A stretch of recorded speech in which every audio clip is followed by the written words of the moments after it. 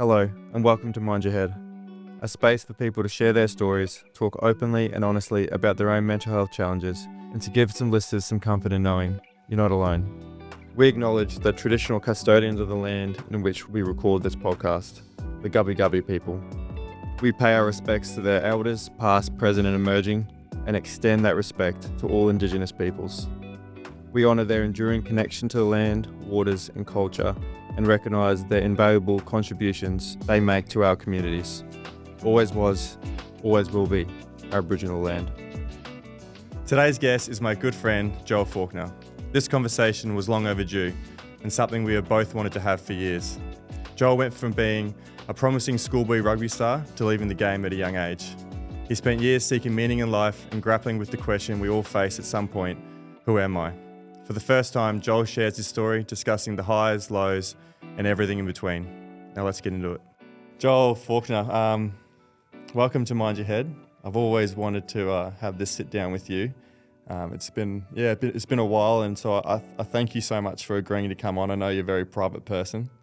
No, thanks for having me. Thanks for inviting me, and it's a pleasure to see you. Yeah, it is, isn't it? Yeah, it's nice to see you. Yeah, absolutely. I feel like, I said to you before, I feel like we've been on, similar journeys over the last few years, and I don't think I ever told you, but you've always been someone, wherever I catch up with you, you've always been someone that I've always connected with on some level, and I don't know why that is exactly. We might find out today, but we've never had a proper sit down and chatted about life, and so I'm stoked that we could actually make this happen. Yeah. Well, I think getting a feel for a person is just as important as having a conversation with them. Yeah. And we play footy together, right? And like playing with someone in a state of play, you learn more about someone than you do Off the field. or in a conversation. There's a saying that in an hour of play, you can learn more about a person than in a year's conversation. Yeah, 100%. Yeah, I agree with that. So, where do you want to go? Well, I think first off, I know we haven't sort of connected in a little bit. So first off, how you going? How's life treating you? Life's good. Is bro. it? Yeah. I as you know, I moved to Byron, and I think I went down for a chick. I went down with she was from down there. And initially, right. From Brisbane. Yeah, met in Brisbane. Yeah. And she's my girlfriend at the time, and we went down. She was from there, and she'd talk about it, and I said, let's just move down. It was pretty random. It was very random. Not random for you though. No. You live your life in random. Yeah, exactly. Yeah. When I heard you move down to Byron, it might have been random for you, but I was like, fuck, he would fit in perfectly in Byron. Yeah. Oh, I was attracted to it for that Yeah. reason. Like we would go down, I don't know, once every couple of years, just for normally for an event or just for a little muck up. Yeah, for a muck up. Yeah. And every time I go down there, I'm like, fuck, I could live here. It's nice, isn't it? This is mean. Yeah. So when we moved down there, I had nothing, and I just had no job, barely any money. My car just worked. Right, I'd have to. The car just made it there. Yeah, just make it work. Yeah. I just found a job, and then just sort of was living at Bruns. Oh, were you? Oh, initially? Yeah. Oh, I love Brunswick. Bruns is me. That's my retirement location. I told Jordan when we win the lotto, we're moving to Brunswick. Oh, Bruns is the best. It's the best. You got the bridge, the river, and the beach right there. Everything and you need. it's waterlocked because it's surrounded by swamp. Right? Yeah. It floods. Oh, does it? Yeah, but it restricts the development of it all. Oh, so it can't get. This is my assumption of being in the area. Yeah. What I've learned is, you can't, like Byron's just getting bigger and bigger and everywhere. bigger. Yeah. You know? But Bruns is kind of restricted because it's stayed the same, hasn't it, for years? Yeah. So it's still a real small town. And it's got that charm still. Yeah. So what did you do for work once you got down there? I was labouring for a Sparky. I just went on Gumtree and was like, what can I do? Because I was off the rails. Like I went. It was like in the midst of that. Yeah. It was the back end of how did I get here? Let's go back. So I stopped playing footy. Yeah. And then I reckon I had like 2 or 3 years of just mucking around. Yeah. went back. That's when we played together. Yeah. I come back. 2015 there. But I was a shell of my old self. No, you weren't. I wasn't. No, I could still run I was like, around. Joel still got it. I could still do it, but I was like, not like, honed in like I was when I was younger, Yeah. And to be honest, that season for me was, it was just nice to play the whole season. Not getting injured. I played every game we went from. Yeah, you did. I played every minute of every game and I played every game of the season. What's going on here? Oh, that was such an achievement for me, bro. No injuries. You were strapped up pretty though. Yeah. Always. Yeah. Well, let's go to that because I can see that you have a real, passion and love for life now, and I feel like you're living life on your own terms. But I feel like that wasn't always the case for you, and that in itself has been, a bit of a journey. And if someone told me like back in 2009 that, this is where Joel's life would have led him, I probably wouldn't have believed him, to be honest with you, because, the rugby circle is so small, and like I first heard about you in 2009 and along with that legendary, Brisbane State High team. I think almost every player in that team went on to play professionally at some level. And you're touted as the next big schoolboy rugby star. I know you probably don't like to hear that. I don't think I was. No. Yeah, well, from what I heard, and the news got all the way up to the sunny coast, and we're watching all the highlights on YouTube, and we're like, "Fuck, who are these men playing schoolboy rugby?" I mean, I've definitely backed myself. I backed the team. Like, yeah. I'd carve anyone up. That was our mentality, bro. Was it? Yeah, because we worked hard, and that was, and that molded even today. Those boys will be lifelong friends. Well, I was going to ask you that. Like, can you take me back to that time in your life and like your memories from that year playing footy? Because schoolboy rugby is it's the time of your life. Like all your best mates. Yeah. And you're at that age where you're absorbing everything. And it's like experiencing everything for the first time. Yeah. I'm not too sure too much schoolwork was happening either. No. It was we had rugby studies. Exactly, rugby studies. I think our year was the initiation of I bet it the was. first rugby studies. They had a crack with it. But what was it like for you back then? I mean, it would have been, like I said, the time of your life. Yeah, it started off like when I was like 15. I played any sport, loved sport. It was just how I, felt free, Yeah. Wasn't good at anything else, but I could pick up a tennis racket. I could, anything, whatever it was. Play volleyball in school, cricket even. Did you? Yeah, I loved it. Anything. Yeah. Anything where you're moving your body. Yeah. And, you're focusing. I'd get obsessed with things. Yeah. It's funny with tennis. So I accidentally learned how to play tennis when I was 10. I was living in Rocky. We moved over from New Zealand to Rockhampton. And what a place to go to. Rocky. Let's go back to New Zealand. The beef capital. Yeah. But we moved to Rocky and went to school there, the whole state school. And I learned tennis. It's a funny story because when you choose your sport, I was only new. I was 2 weeks there, and you're meant to go to different parts of the field or the school and choose your sport. But my teacher was the tennis coach, my classroom teacher. Yeah. And so I just went. I saw him on the tennis courts, and I just went there. And he's my school teacher, so I just hang out with him. Copy him. And then he's like started teaching us tennis, and then he's like, all right, every Wednesday we come down here, we play tennis. I'm like, yeah, cool, sweet as. So I'm like, tennis. I get 8 weeks into this. Were you good? Yeah, I can't. Yeah. Just go hard. This is what I thought we were doing every Wednesday. This is before you started playing footy? Yeah. Oh, right. Yeah. And then obviously the more I hung out with kids at school, they asked me like at lunchtime, like, "Oh, what are you doing for sport? Why aren't you playing footy with us?" And I'm like, "What do you mean?" They're like, "I'm 6'4" playing tennis." Every Wednesday we go and we verse other schools of footy. I'm like, "Oh, I've been playing tennis." That's so random. It's fucking hell. So when did you make the move down to Brizzy? Did you get a scholarship or something there? No, our family moved down. So my dad he would work away, and he worked in hospitality. Oh, did he? So we sort of followed him around. Yeah. And that's how we ended up in Rocky. So like hotels and stuff? Oh, right. Pubs and hotels and everything. He ran a pub up in Rocky. And then he moved to Brizzy.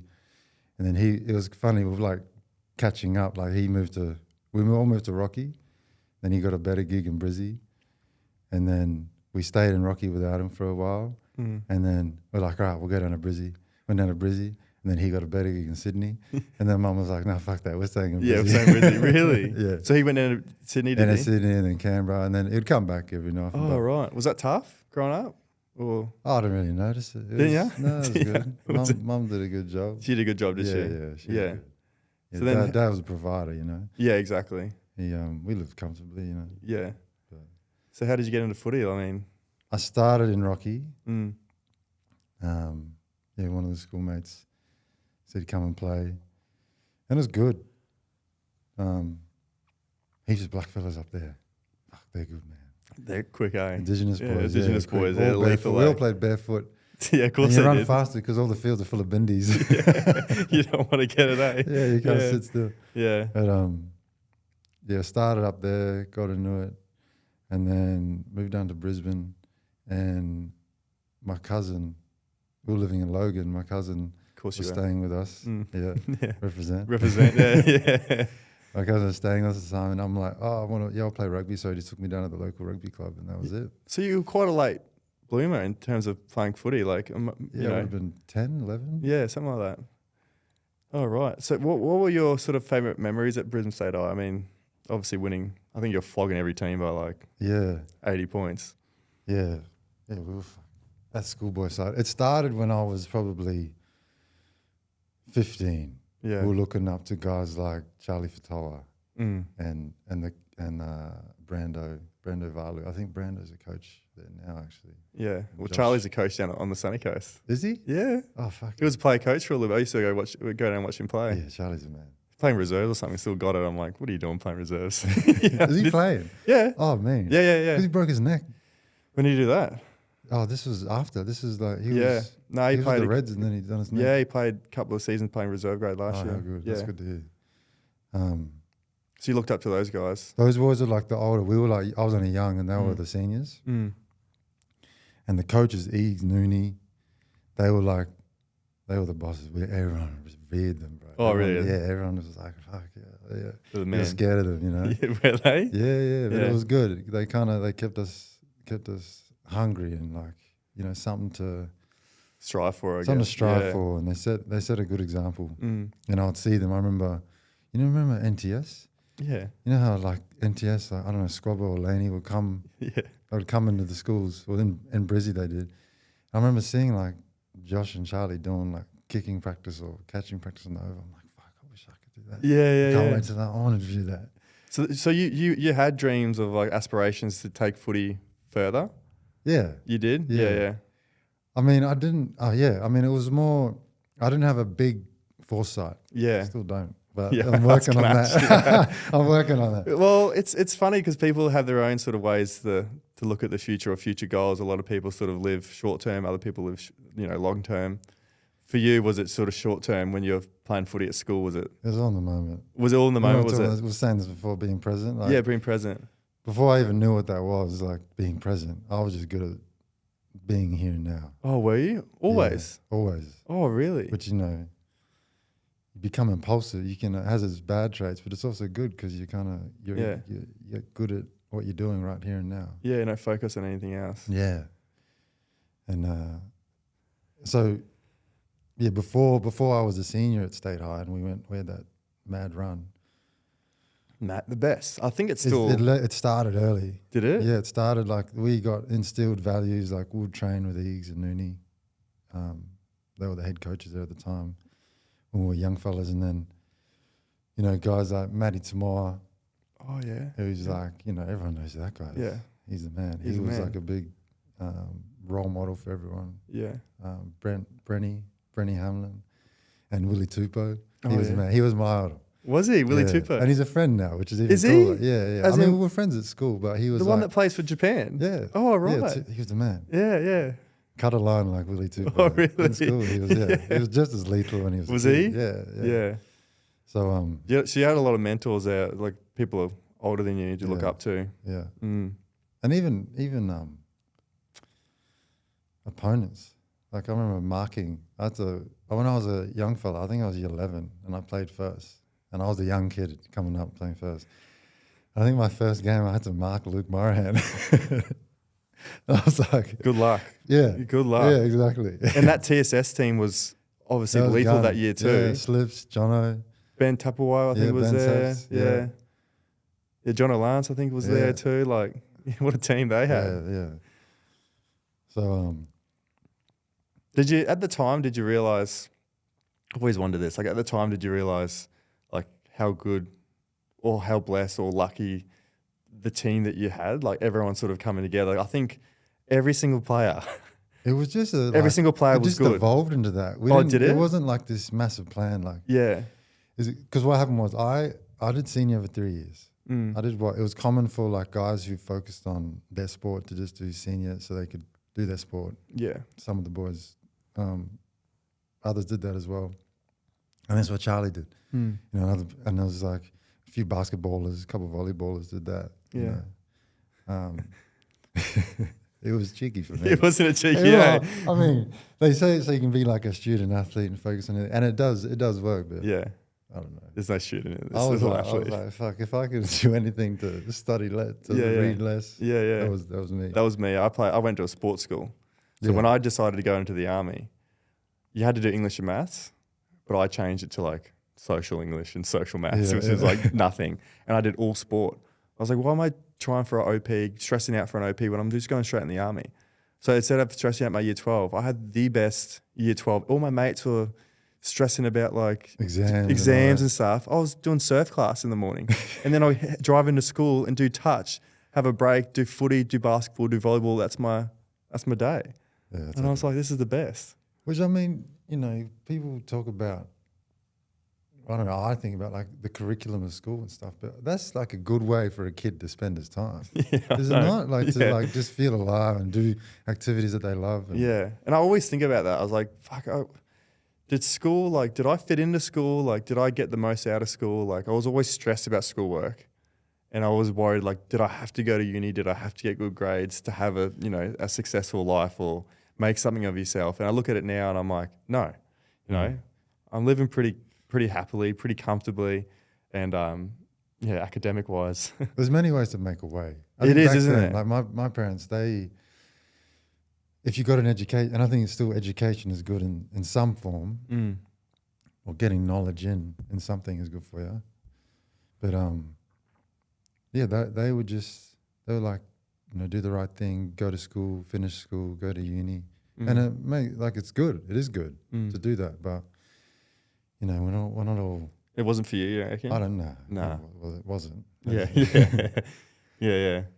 So did you have that year, and you're making Queensland schoolboys, Aussie schoolboys.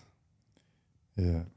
Was there a moment when you were like, oh yeah, I can just keep playing Yeah, I footy made Queensland professionally? schoolboys. Yeah. And then this was this the 16s? This is 16. So I was only 16 years old. And then I had a ripper tournament. It was one of them 4-day tournaments. Yeah. Play a couple of games a day. Yeah, a couple of games a day. And I carved that up. I was on a tear. And that's when Phil Mooney was the Reds guy and he signed me that day on just some like schoolboy thing. Did he? Yeah. Oh, I didn't know that. Yeah, I was on like some. And this is back when that shit doesn't happen. Like that's not common. No, it was new. It was the first It was new, time. yeah. But now that happens all the time. But back in 2009. Me, Dane, Dom, Ships, Nicky, Oh, and Simon was. Yeah. What a lethal crew, eh? Yeah, there was only 5 of us. Yeah. Yeah. But it was this new thing. They were trialing it out. And we Yeah. would go, like in school holidays, we'd go and train with the top team. Yeah. Yeah. How was that? That was fun. Was it fun? I was a kid, man. I was getting fucking bullied by it. But you know what was me? Like training, just being alongside the field with like Chris Latham, Barry Barnes and shit. Yeah, Like, yeah. I was a kid. 2009, of course, that year. Yeah. And it was like Charlie and Brando were in the Reds then. Yeah. So like I had some familiar faces, but it was still surreal. Like I was Yeah. just like, I was 16 running on the field. And I'd only go to like, I'll just slip into their field sessions, Yeah. once a week or something. Yeah. And the other boys did it who were on the same gig. But I just like, I learned like the hard-nosed part of professional footy. In what way? Or even just rugby in general. What way? Like just the gamesmanship. Oh, Like yeah. Barry Barnes good at that.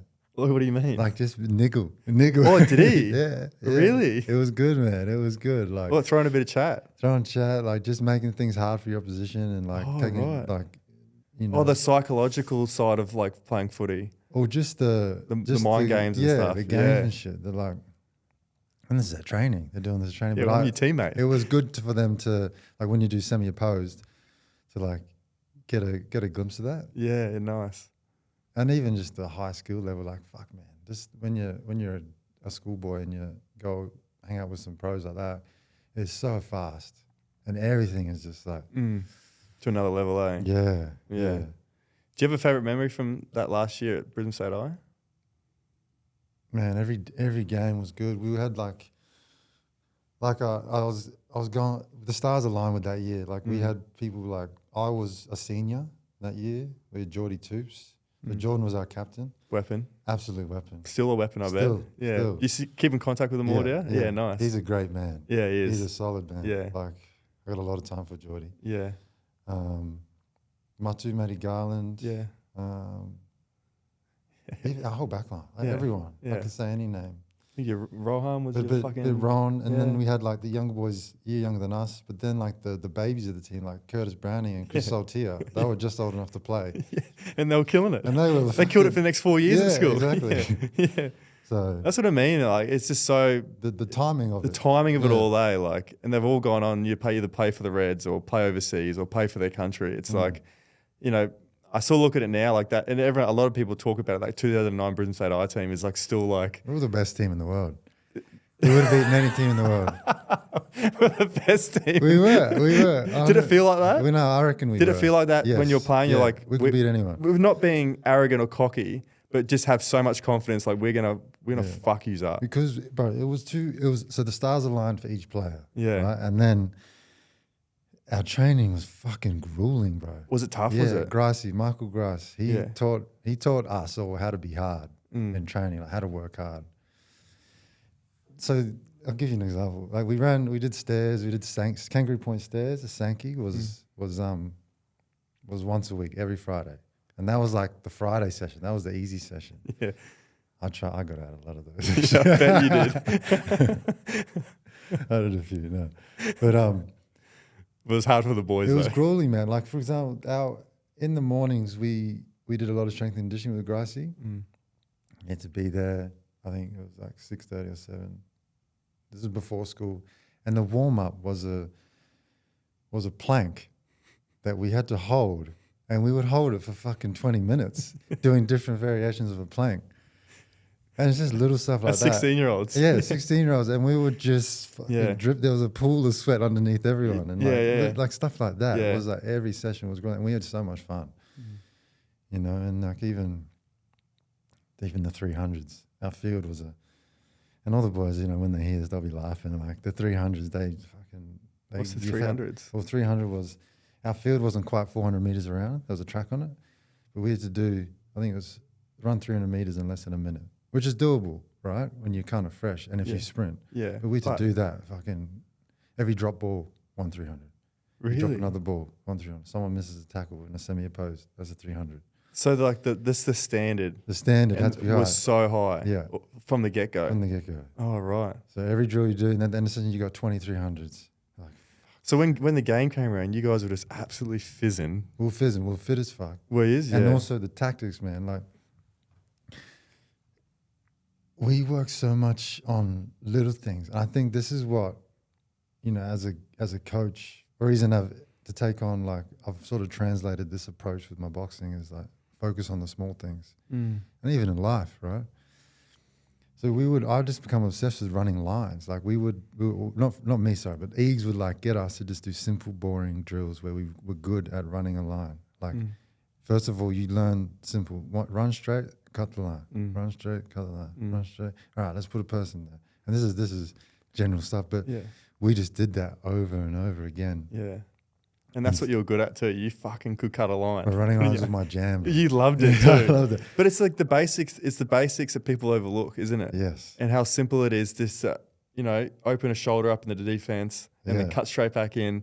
And you don't need to have all these, these it's massive. This is reps, isn't it? And like I see, like my mate does a bit of coaching on the coast, and he gets all the time. He gets parents or other people go, "Oh, the Island did this on the weekend. Or All Blacks did this on the weekend. You should try this." And he's just like, "Yeah, they're the fucking It's All too Blacks. far. It's too far. they're the All Blacks. He's a. I bet you they're just simply doing things. Yeah. And then when you come like when you drop a play in, it can only be achieved like a complicated play if everyone is running their line correctly. doing right? all the basic things well. Yes, that's yeah, right. yeah. And people get like, they overlook all this, the basic stuff, all this fancy things that are happening, and it's just like, guys, there would be nowhere if it wasn't for like a good catch pass or a good running unders or something like that. Exactly. Yeah. Exactly. Yeah, my whole thing was I wanted to beat the defender before I got the ball. Oh, right. So I don't know, I forgot who taught me this, but Eags was a big fan. This, but I'd snake him, bro. If I just say you and I screwing up here, I was gonna beat you, and before I would tell myself that. So that's the psychological thing. Like I'm going past you, and then like you work their hips, you change their hips by just little movements. yeah. Like I'll cut out. If I'm going in, I'm cutting out first. Maybe I cut in again, then I cut back out, and then last minute coming in. Yeah. You'd really do that. Yeah. That much. Yeah. And the D would just be like, fuck, Because what's the he D doing? would be like this. Yeah, They'd be watching you. Yeah. And then like you boom. Best case scenario, he's got like a weak tackle on you or Yeah, something. yeah. Yeah. And you love throwing the offload as well, didn't you? Yeah. So let's go. So you sort of got that Sorry, contract. yeah. We were waffling a little bit there, weren't we? Yeah, I'm good at that. You got to rein me back in. I'll go for a second. So you made the Reds. Did you get a full-time contract? So I got this scholarship, and they said, look, this is gonna, because I got offers from Cowboys and Broncos and stuff like that. Oh, did you? Did you go to league? Yeah, but I just didn't know league. I don't even care about like contracts or anything. I was more, if I can play this game that I like playing. So you were Let's more for the encourage love that. of it rather than a money thing or No anything money. like that. I Yeah. don't care about that. Yeah. Still don't. So there's always a love for footy, like. I love like being physical. Yeah. Yeah. I love playing. Yeah, I love yeah. playing. I love being in a state of play. Yeah, yeah. So how Yeah. did you transition from like schoolboy rugby, playing for the love of it, and then going full time as your full time job and getting paid to do it? Did you transition well, I guess, mentally over to that, and having like expectations and pressure as like this is your job now? It was easier because I was in those programs and the Reds scholarship thing or the NTS. You got a little taste of it. You get a taste of Yeah. the professionalism. Yeah. And there's a standard. So you do evolve. You don't not just dropped in, you go in, and that's the pathway. They ease you It into still it. probably is the pathway, I'm assuming. But when I come into the academy, it was great. Like it was a lot of fun. Like you wake up, you go train for 2 hours, have a rest, have a nap, go back, train for 3 hours. It sounds good in theory, isn't it? It's a great lifestyle. It is a great lifestyle. Yeah. What did you struggle with the most? Man, the only thing I struggled with was the training was great, getting better. I love Improving. being in the moment, like improving. You're with elite players, so you can't help but just get that high standard brush up on you. Yeah. Injuries, bro. Is that what got you the That's injuries? what got me. Started as my body broke. Why do you think it broke? It started to break my mind. Why? Is it unlucky? Because I've played with so many players that who are just absolutely lethal, and they just get a knee, and they're fit. They physically look strong.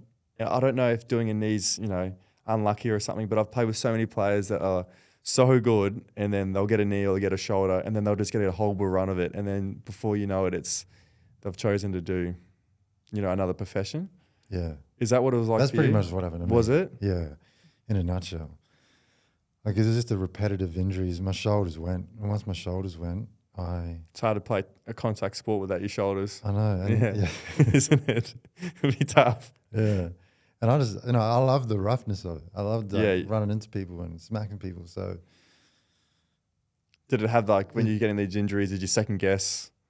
there were moments where if I didn't address them, I would play shit because it's really? I'll try and play with a sore shoulder and you can't tackle. You can't. Yeah. But after getting surgery, do a shoulder reconstruction, do the rehab, get fit again, get strong again, start playing again. Maybe 3 or 4 games in, do your shoulder again. Start feeling good and then do your shoulder again. Yeah, man. I was only playing. I remember there was, over the course of 3 or 4 years, I played about 12 games. Really? And I was a professional rugby player, but I wasn't playing rugby. I was a professional rehabber. Rehabber. Yeah, as sad as that is, eh? Yeah. And, you know, looking back, I think I needed like I needed someone. I didn't need someone. I needed like, I needed someone to like get to me and like tell me like, go back a bit. After having 3 in a row over 3 years, my body started breaking and my mind started to go. I started to lose confidence, and I backed myself in everything, especially on the field. I was so confident with anything. I just knew I could perform, get over my opposition or whatever. But then I started to lose my mojo a bit, and I was like second guessing everything. And then once that started to creep in, those demons started to get in there. Fuck, man. It's hard to get rid of them, eh? It's hard to get rid of them. Yeah. And so after the 3rd recon, I struggled to find that, that drive. Yeah. Was that the defining moment that you decided like, yeah, I might fucking give this up? Like I remember going to training, I'm like, I don't even feel it. Like, you don't want to be I here. remember the exact training session, and the coach was there and he's like, I dropped 3 balls in a row. We were playing like a warm-up game, like offside touch or something, and I dropped 3 in a row. And I was just like, I don't do that. Yeah, what's going on here? And it was that simple. Like I was just like, what's going on here? And then I started like doubting. I'm like, do I want to do this? Yeah. And then I just, even just after the 3rd recon, that's when I started like getting on the gear, drinking more. Oh, really? Partying more, and that was fed the devil. That fed the demons. It did feed the devil, doesn't it? You Eh? know, I just was that your way of coping with the thoughts or the feelings that you're feeling at that time? Yeah. Like, what do I do with my life? Yeah. Is that how you felt? I was like, I'm not cut out for this. Yeah. I'm good at this game, but maybe I'm just not cut out for it. What, did you feel like you failed? Yeah. Did you? Yeah. Mm. Well, I didn't even think that. I just thought, yeah, I guess so. I guess like I wasn't cut out for it. Maybe I'm not good enough for this. Or I knew I was good enough. I believed in my ability, but I started losing faith in my body's. Yeah. Like I'm injury prone. You know? Yeah. Yeah. You like didn't trust your body to just, to go through it all. Yeah. Yeah. Yeah. So did you struggle to find, I guess, purpose or identity after you stopped playing? Oh, fuck yeah, man. Did you? That broke me. Yeah. Really? Once I wasn't playing footy and I like convinced myself, and I was only young, too old, 23. Convinced myself that I just went off the rails, And anyway, everyone knows that's a recipe for disaster. Like, especially yourself. Yeah. Like you just started partying more, hanging out with different crew, and not that they were bad people at all, but they were people they were drinking and taking drugs and stuff like that. They were probably in a happy mindset, but yeah. But you weren't. I went there, and then Yeah. And I used to think this, like, I don't think you should party, or I don't think I should party to mask your bad states. You should, well, not even party. You should enjoy. Do you mean to like? I was taking all these things, these uppers or whatever, to mask the bad, not to amplify the good, right? And so, How long did you do that for? Did you go on like your own sort of? Seems like I've went through my own journey of feeling lost and didn't know where I fit in the world and what my purpose was, or like what am I? I thought I was here to play footy, and when that stopped, you're like, what am I here to do? Who is Elliot? Who am I? For years, I was just like, and then people would ask me like, did you try different things? Like, did you try random shit? Not when I was playing, and that's just something that I regretted. Was like, I just thought rugby was going to last forever, but at the same time, I'm like, rugby's not going to last forever. But in that moment, you're like, when you're 20, you think 30's so far away. Yeah. You're like, I'm 20 years old. 30 is like 10 years. I got ages before I have to try figure something out. So I'd always, every year I would say that and just prolong finding something else or go looking for something else or try something else. I was just always stuck at like, well, I'm good at footy. Oh, maybe I'll try next year. And then before you know it, you're 30 and you're like, fuck, I haven't tried anything else at all. And then that's when I started to feel real lost and like started to suppress, you know, your feelings of emotions of being lost and having no purpose. And you're like, maybe I felt really good when I was drinking and on drugs. Maybe I could just like, maybe that's my remedy. But then you realize how bad drugs and alcohol are for you. And then that would put me in a worse mindset because I'm like, that I'm doing something so bad for me, yet it's making me feel good. But I know for the long run that can't happen. And I got stuck in this weird bubble of like doing something that you know that's not good for you. But then at the same time, for a short period of moment, it would make you feel good or it would give you that release or that some sort of comfort from your thoughts. Yeah. Where did that journey take you over the course of, you left at 23. At 23. So we Did you go, hey? did you go traveling or anything? Like what did you? Nah. I mean, just in Australia, I didn't go away or anything. Didn't go away? No, so because I was partying, I made do with that. So I started like doing events and stuff, throwing parties and getting in the club scene, like DJing at clubs or just like doing something, you know. I met a lot of cool people actually in the art world from that part of my life, you know. And to be honest, it was good. It was fun. You know, there's a lot of talented people in different forms, and it kind of opened my eyes to different possibilities. Like I was such a obsessed with sport, but then I got to mingle with people doing different things. Yeah, creative people, Yeah, people doing stuff like this. And, the world is so colourful, bro. There's so much. So when did you? How bad did those times get for you? I mean, you know, you're saying that you're sort of meeting all these different people, but I guess upstairs, how were you dealing with it all? Did you go through some? Yeah, I was some going pretty bad. Did you? Bit of head noise. Oh yeah. Oh, by far, man. I was depressed. You know, I was taking more gear just to try and suppress that, you know. Have a longer high. Yes, live a longer life. Exactly. You don't want it to end. No. Yeah. And then, you know, you get to a breaking point. Yeah. You can't handle it anymore. Yeah. And I broke completely. I was gone. What was your breaking point? Oh, I was like, I don't want to be here. I'm done with this. You know? Really? My whole reality was warped into thinking that I'm not meant to be here, you know. I lost all purpose. I had no ambition. I thought filling my time with cheap thrills was okay, and then the real you is like, this is bullshit. All this is bullshit. And so, because I had nothing to go back to, no routine, no purpose or passion, there was no desire to be around here. So, yeah, That was your rock bottom, was it? Yeah. Yeah. And there was times when I wanted to call it a day. Call it. Yeah. But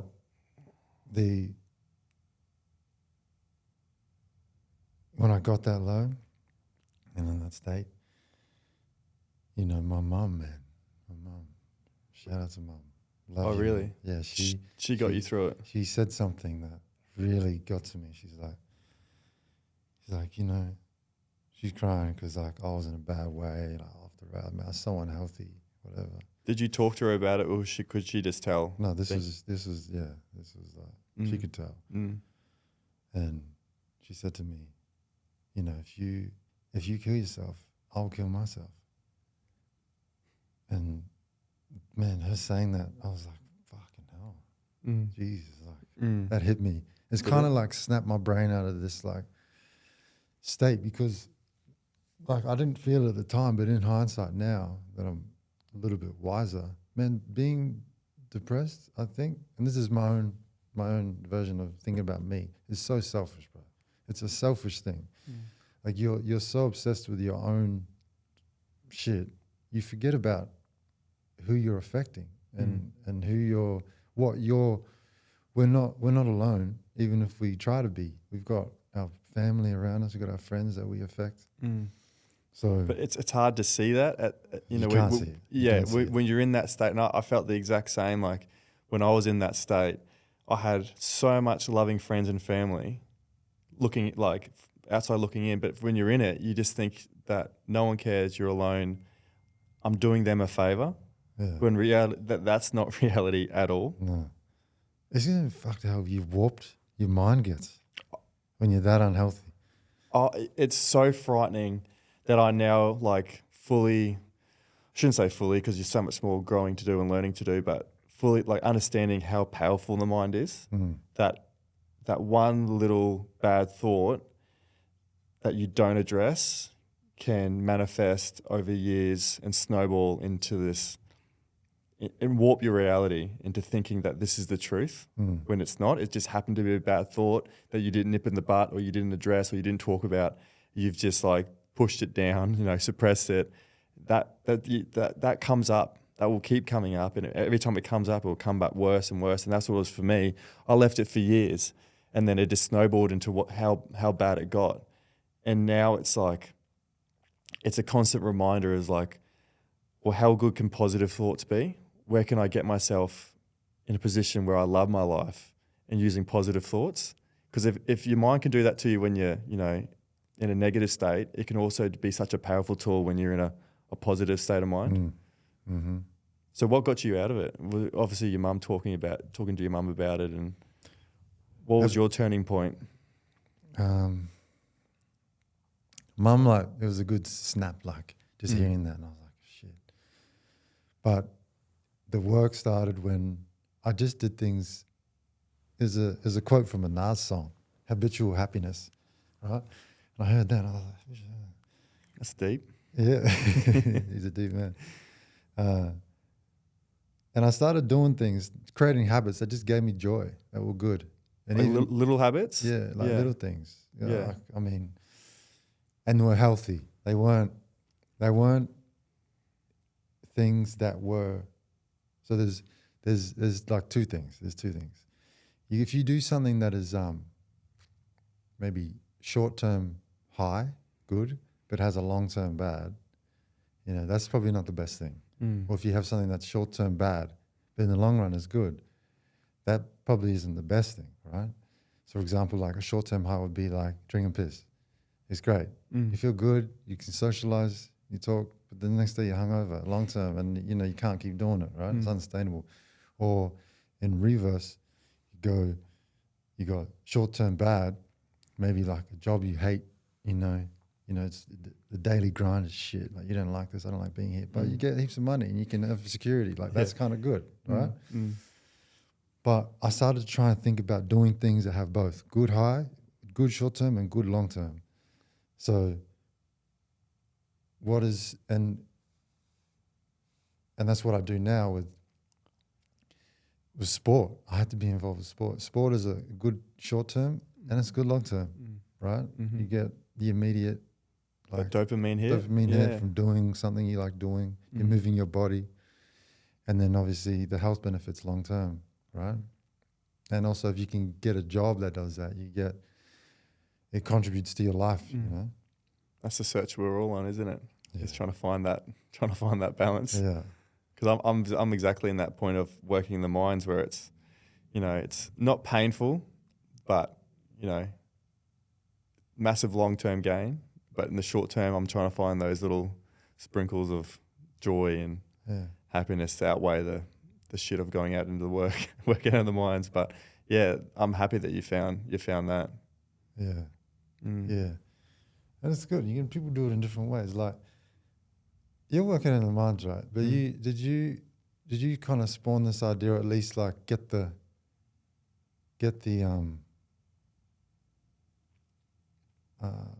motivation from being out there working, when you're working on your week on, you then thought, I'm going to start this, or did you start this and then you're out there? Nah, so I was out there and I listened to podcasts and stuff out at work. And then a thought came in where I was like, I don't want to be in the mines forever. I love chatting to people. I've gone through my mental health, struggles. A lot of friends that have gone through stuff. I had family members that have gone through stuff. I've always been interested in podcasting, always listened to stuff. And I thought, I've got a week. I spend, 5 months, 6 months at home, not working. How can I fill my time in? What gives me that passion and joy that I thought I had when I was playing footy? And then there was this one period where I was like, I've got the time, I've got the money, I need to find a hobby, and I've always didn't think I was, creative, didn't think I was artistic. I've always been fascinated with music and You're not paint. creative. Creative is problem solving. Yeah. You were Well, creative on the rugby field. well, that's what I've like. You could fucking I've work shit out talked real about quick, like yeah. sports psychologists is one of the things that I really loved about rugby was my creative outlet, that I never looked at it like that. And he was like, well, what did you love about it? I was like, well, it's problem solving. It's it's thinking on the spot. It's being creative and like how to beat someone or beat the opposition, and that was like my creative outlet. So when it was gone, I felt like something was missing, but I just thought it was like that, that passion and drive for rugby, but I didn't think rugby was my creative outlet. Mm. And then once I thought about that, I was like, oh, well, maybe I am a creative person. Maybe I have that urge and drive to be creative. And I've always been interested in music. I've always like wanted to play the piano. I've always like wanted to teach myself how to paint. And then when I started the podcast, and even like, creating the podcast and what it looks like, what it wants to be, like that's a creative in itself. And then once I started, the conversations, and I think a girl said to me that being a conversationalist is an art form. This is your art. Mm. And I was like, I never really thought about it like this, but maybe it is. 100%. Yeah. So that's been like my journey through it so far, and it's been easily one of the best things that's ever happened to me. The people I've had to meet, got to talk to, the conversations I've had to have. It's been, I'm learning every time I sit down here. I'm always learning, and like even the conversation with you, like, yeah, I've always wanted to sit down with you because I know you're a very deep man, and you have some deep thoughts. And I've always, looked at what you've gone through, and it's been similar to sort of what I've gone through, and a lot of learnings that a lot of people can take out of it. Absolutely, yeah. Yeah, I get a bit sentimental. Do you? Well, I think deeply. Yeah, you do. Yeah. I like to observe. I think you get more from observing life than being heard. Oh, absolutely. I think From listening. well, that's just helped me be a good listener, because I never was a good listener. I was always wanted to tell I was always a big talker. Yeah. So this is like teaching. That's probably why we got along, because I'm good at listening. You're good at talking. Probably. I think you talked about like doing the inner work and stuff like that, and rugby for me, I use it as a distraction, like distraction from my thoughts and feelings. And we talked about living in the moment. You've always been, you said you've always been good at being present and living in the moment. I haven't been. Rugby was like my distraction. It was like my mask where I didn't think about the past. I didn't dwell over the future. I was just like completely present. And that's what like a lot of it drew me to rugby, was like those Saturdays I could just be like, yes, I feel free. Finally, I could just relax. As soon as that whistle blew, the game's over, I was like, fuck, here we go again. Like I didn't have the tools. I didn't go looking for it to figure out how to turn.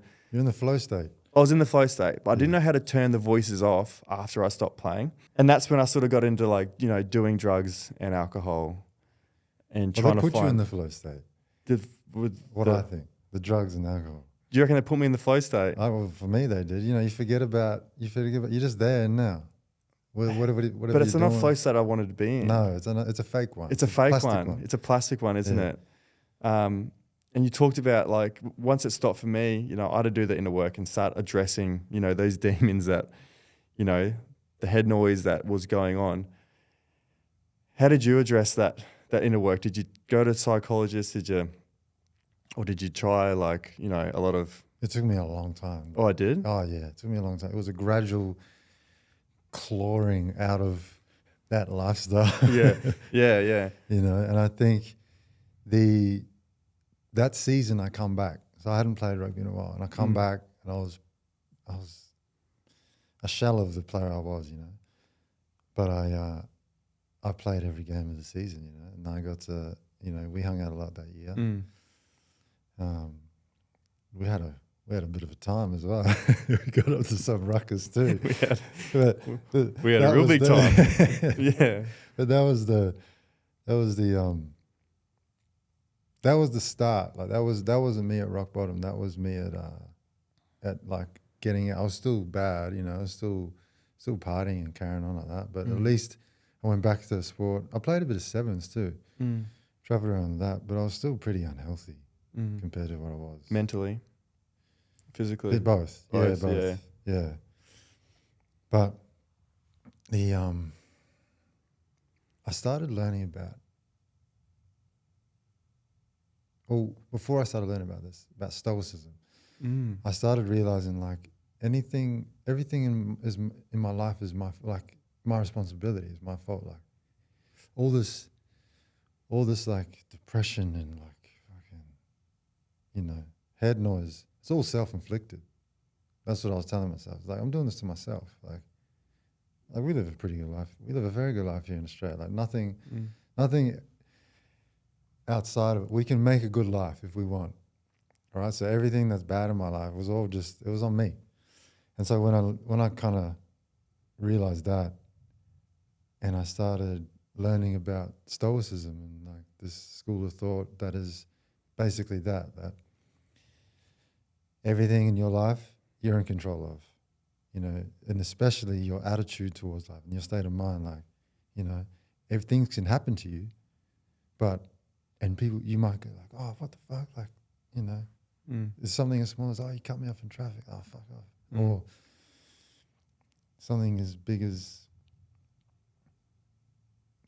I don't know, someone being attacked or whatever. How you respond makes you, good or bad. How you react to the world.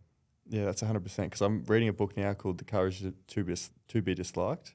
I don't know if you've read it before. What's it called? Courage of what? Courage to be disliked. To have the courage to be yourself. So the courage to be disliked is the courage to be yourself, regardless of how people view you as a person.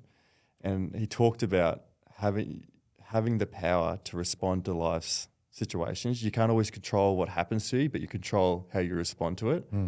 And hearing that, and he talks about, self-inflicted depression, and you're talking about these things. These are choices. And I was just choosing wrong. I was choosing to be a victim. I was always choosing like, I've had it the hard way. I've had it like this. I'm like this because of someone else. Always blaming and blaming and blaming. And that was a big turning point for me, was like not blaming anyone and taking full responsibility and accountability for my life and the choices I make and the decisions that I make. And knowing that we have the power, we've always had the power. I've always thought like, it's out of my control what happens. That may be out of your control, but how you respond to things is always in your control. And that's the shift in like your perspective on what's reality is like, your reality is how you see your reality. So if you see your reality as you're a victim, well, you're a victim. Exactly. If you see these negative things, or I don't like to look at it as negative now, I looked at it as like opportunities to get better or opportunities to learn. So when something comes up, I used to think happiness was not having any problems. That was like what I thought happiness was. So I went through life thinking that if I had problems, I wasn't happy. So, but life's always going to have problems. So I was always unhappy. I was just like, what the fuck's going on? Like I thought, why? There's always something too. There's always something. There's always something. Then now I know that like happiness for me isn't not having problems. It's how you deal with those problems. So when they come up, it's not like, oh, fuck, here we go again. It's like, all right, well, what a good opportunity it is to grow or to get better or to learn about someone's other perspective instead of like always clashing with people. And like people have different opportunities or different upbringings. People have different views on life. Like it shouldn't be like an excuse to like, react negatively or anything like that. There's also like in saying that you can't always be Buddha.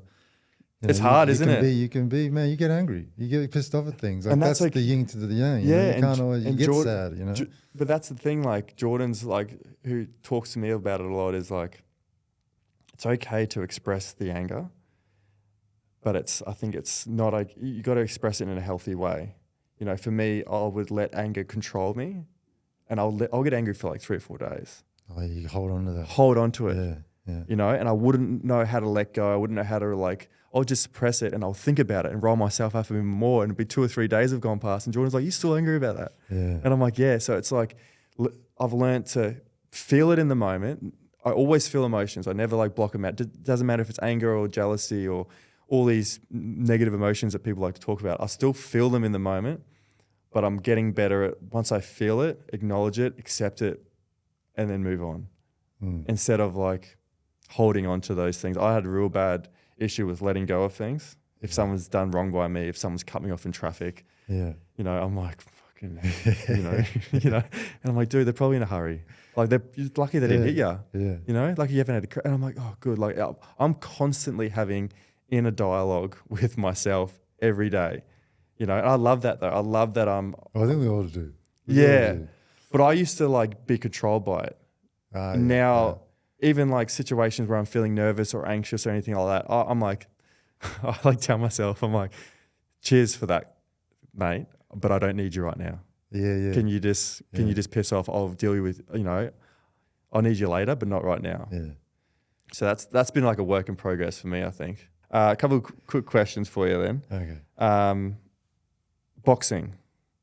Yeah. What's it been like? Your passion boxing, for it? Yeah, boxing, man, was a saving grace for me. Has it? Yeah, it was something that, obviously coming out of rugby, I wasn't focused on any sport. So I thought, look, I love boxing. Always been a fan, but I just walked into a gym and was like, let's go, let's start training. And I just needed that thing back in my life, something to focus on, give you discipline, give you routine. It's physical, it's mental. It requires your whole, like we were saying before, being in the flow state, it requires that. And another thing that is different from footy is it's an individual sport. You have a team around you, but it's something that it's all on you. Everything's on you, and especially when you get in the ring. You're there by yourself. It's you and another guy about to go the knuckle. It's scary, is that, hey? It's scary. Yeah. But no, it's been great. And I just, any, I guess, martial art, there's always a learning. It doesn't matter how good you are, there's always more to learn. So that's amazing too, though, because you're always reaching. There's never a ceiling of learning for boxing or anything really, is there? No. Yeah. It's given me peace, if anything. And just that ability to know, as long as I get better each day, it complements my life. Try and get better at boxing, I can try and get better at being alive, Quick questions, quick 5 questions to end the day. Sure. What are your non-negotiables for living a healthy and full life? Touch the ground. Grounding, yeah. Feel the earth. Sleep. I struggle with sleep sometimes. Yeah. Try and get sleep. Non-negotiables. Healthy eating, eat organic if you can. It's a bit expensive these days, but try and do it. Try to do it. At least eat healthy, clean water. Simple, man. And then also just you need to talk to people. You need a community. I had an epiphany. I briefly touched on this in the sauna, but I worked out all right, eat good, drink good, sleep good, be in nature. I think nature is, we're natural beings. We're children of the earth. We need to be in nature as much as we can. Have that connection. But the thing I was missing, I was living out in the federal by myself, was the community. I had friends everywhere, right? But I wasn't engaging with people daily. So you need that. Need that, yeah. How have you defined success? So I know you don't talk about money, so it's nothing to do with money. Helps. You need financial. You need financial, but that's not what you. Do you feel successful? I feel successful. Yeah, I've succeeded. Feeling alive, being real, being who you are, and sharing it, laughing, man. Laugh every day. Yeah, you like that. Yeah. And last one, tips for anyone that may feel lost and how to get themselves on the correct path. Start simple. Yeah. Start real simple. If you're, go outside, get some sun, make it a daily routine. Start eating healthy, drink clean water. Man, the things that like you think are, life is not complicated, but it's hard. It's simple, but it's hard to do. Yeah. Makes sense. Love that. Thank you so much for coming on today, mate. Thank you for having me. We could have gone another couple of hours Easily. We'll just get warmed up. Yeah. So I'll have to come back. Yeah, part 2, no worries. But yeah, it's always been good connecting with you and chatting with you, and it's good to see you after a little while. Well, I think we might have to do a part 2 later on. Yeah. Thanks again, Joel. Thanks, brother. Cheers. Thanks, brother. Thanks. Thanks so much for listening to another episode of Mind Your Head. If you'd like to support the show, be sure to subscribe to us on Apple Podcasts, Spotify, YouTube, wherever you listen to your podcasts. It really supports the show and helps others discover us. Don't forget to join us on Instagram and TikTok at mindyourhead.podcast.